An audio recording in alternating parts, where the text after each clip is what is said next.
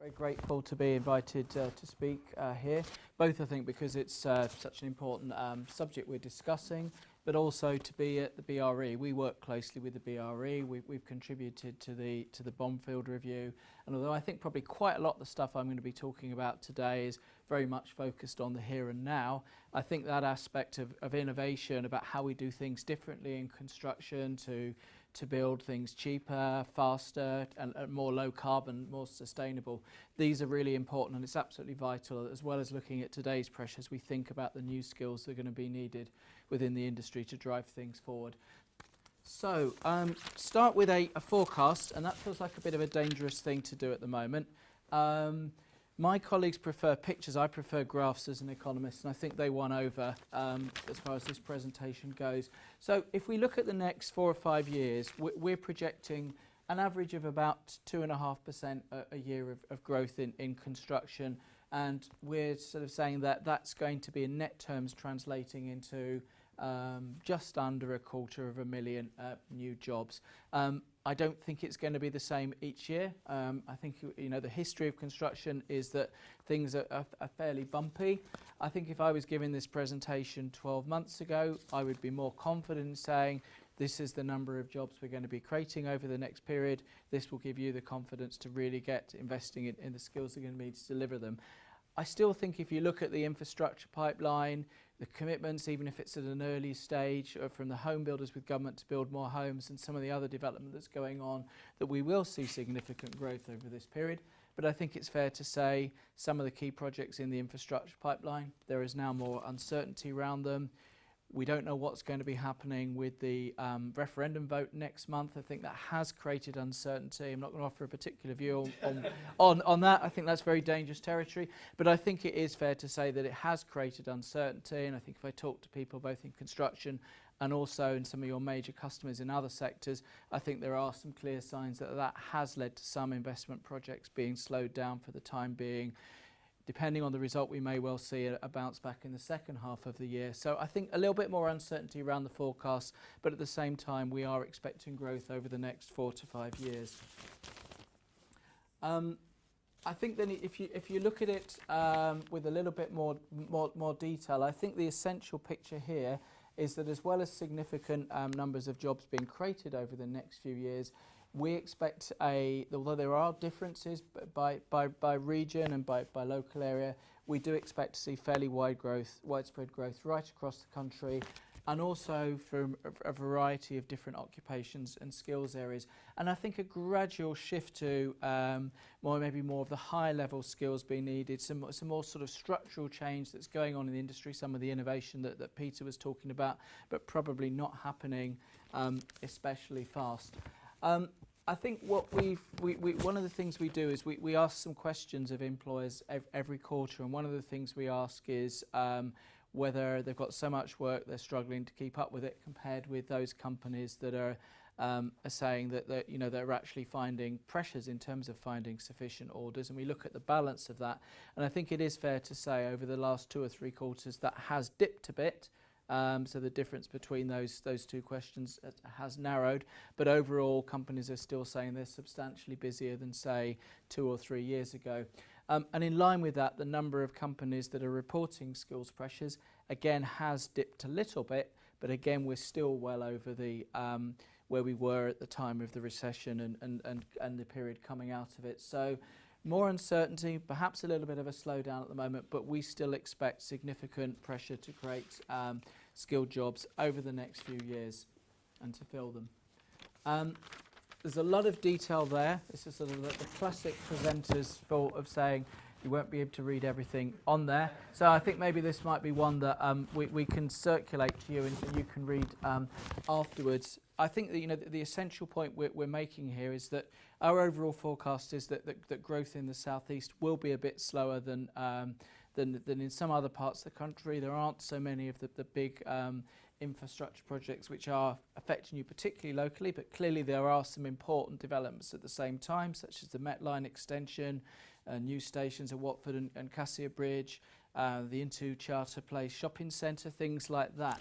But I think really the reason that I put this chart up is just to illustrate the fact that although we're a national organisation, and our job is to take that national overview of demand for skills and the supply of skills, and think about all the things we can need to address it. We're also able to look at this analysis at a very local level, and I think one of the things we do see is an important part of what we do is working with you locally, and also working with local providers of training, LEPs, the area-based reviews, things like that, to influence the decisions they're made. I think one of the other things that I'm going to highlight is one of the things we see as a key role is presenting all this information about the opportunities in construction and really helping to attract more people into the industry. So I think, one thing that I think is very positive to hear is the establishment of a new enterprise advisor network, and I think that is, in terms of working, bringing together local construction businesses and schools in the area, I think that's a really important initiative, and I think if there are things that we can do to support that, we'd be very happy to do that. I'm going to move on just to talk about very quickly some of the key, let's press that a little bit harder, some of the key policy developments on. And so you've got a photo of me there, so you can choose between that photo and looking at me. I mean, a lot of you will obviously be familiar with the apprenticeship levy, and also the government's target to create over this Parliament 3 million apprenticeship starts. We're going to be hearing more detail about that next month, where the government's going to be announcing the funding band and some of the investment incentives, and that's going to be really important in terms of those numbers and how they affect the numbers of apprenticeships that construction employers are likely to invest in. But it will also have important implications for us in terms of how we redesign our grant scheme to support employers to make these really important investments. I don't think anyone at the moment really knows the impact this is all going to have, and I think it will partly depend on the decisions that the government takes and announces in the coming months. But it feels as though there is potential for significant change in terms of how employers invest in apprenticeships. Will we, for example, see a shift between the balance between large and small firms? At the moment, as we know, I think 2/3 of apprenticeships in construction are delivered by firms less than 50 people.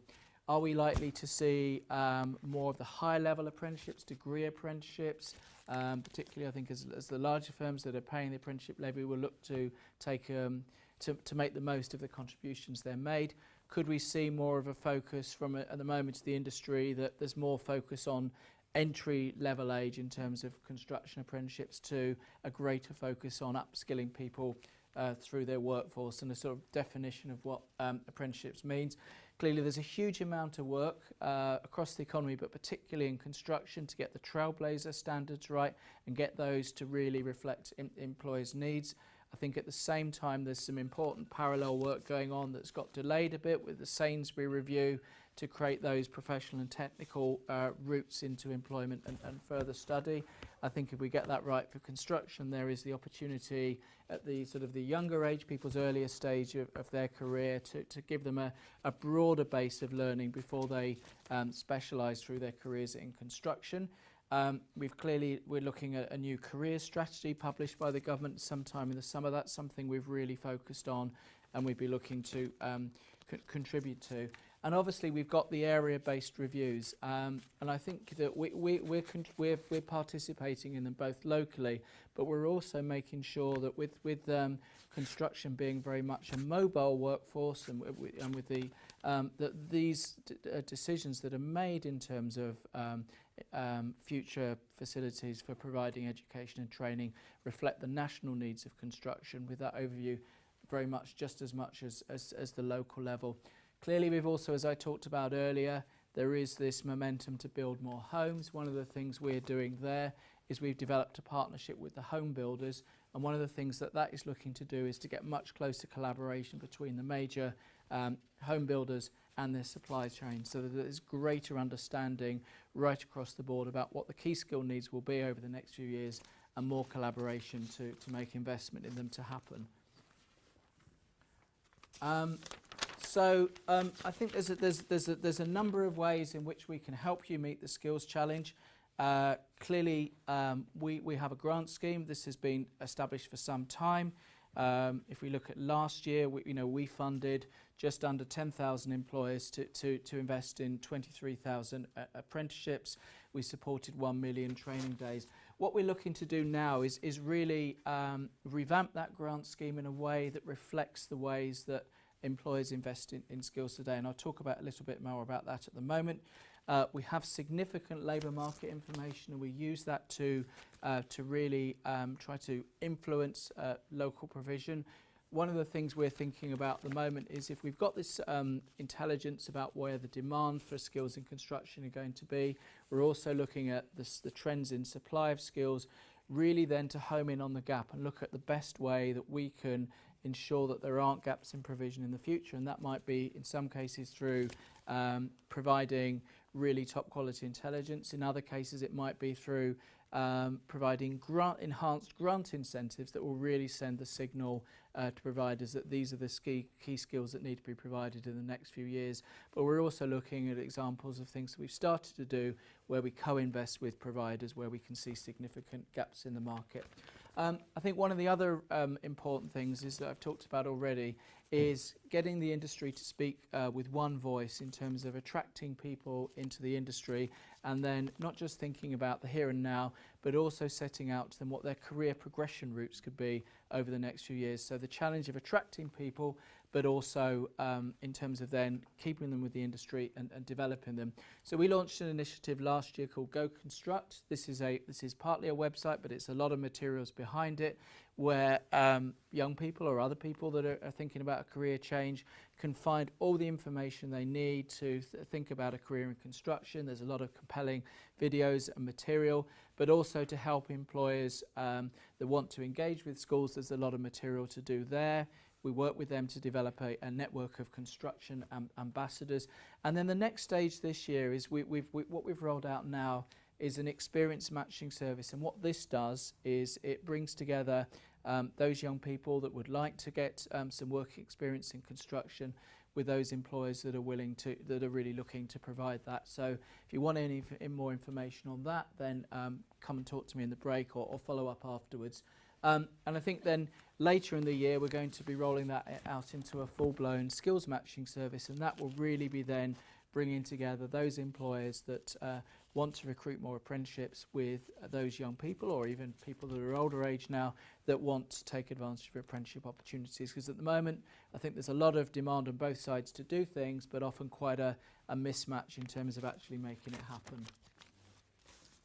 So just a few things very, very quickly about our grant scheme. We've been over the last, one of my tasks when I came in from CITB 2 years ago was to have a fresh look at how we use the funds that we distribute that have been raised by the levy to help employers invest in their particular skill needs.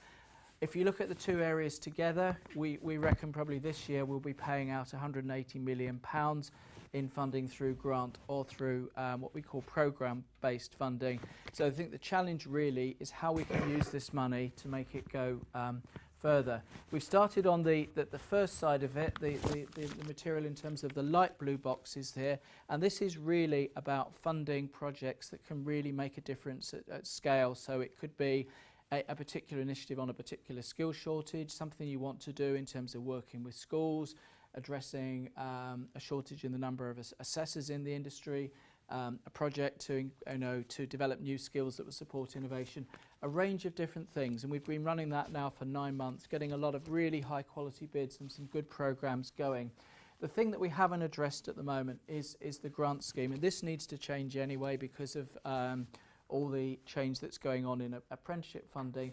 But what we're really looking to do here is to have something of a shift in focus from a model at the moment which is levy in and grant out to recover the levy to much more strategic investments in skills outcomes. So this is partly about looking at how we qualify people through apprenticeships, making things like on-site assessment and training more effective, and also specialist apprenticeship programs, but also how we can target more of the money at particular skill needs for the industry. So I think this is partly about things like where there are agreed frameworks like leadership and management, that all the training that's supported there goes to the level of competence that's agreed by the industry, and then you have people that can move from firm to firm that have got the skills that benefit the industry. It's also about, I think, finding new ways to support people that have got the sort of the entry-level skills, the mandatory skills that are required by the major contractors. And we're looking at new models here where in some cases maybe what we'll do, if we can make this work, is fund training around the country so that people can just go and know where the training is going to be provided rather than have to claim this through the grant scheme. So a lot of development there, and that's one of the things that we're going to be working with you on in the second half of the year. I'm very conscious that I'm close to using my time up, so I think I would just say there's a lot of ways that you can get involved with us. Really important that we get the development, the training and qualifications, the Trailblazer standards right, so work with us on that. There's a lot of support if you want to take on an apprenticeship. As I said, significant grant support in terms of upskilling your workforce. We've just developed the work experience matching service, so work with us on that. And I think, you know, getting involved with schools through things like being a construction ambassador is incredibly important. So I think that's a very, very quick snapshot of what we see is going on, how we think we can help you in terms of services provided, and some of the opportunities to work with us. So thank you very much for your patience in listening to me, and very happy to take your questions later on or talk to you at the break.